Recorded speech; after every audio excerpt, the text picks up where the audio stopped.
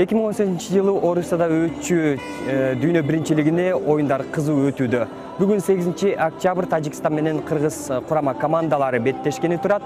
Кыргызстан бул оюнда сөзсүз жеңиш керек, анткени алар Азияга дал ушул оюндан аркылуу жолдомо алмакчы. Дал ушул оюнду Супер KG порталынын Супер ТВ бөлүмүнөн саналуу сааттардан кийин толук менен репортажды көрө аласыздар.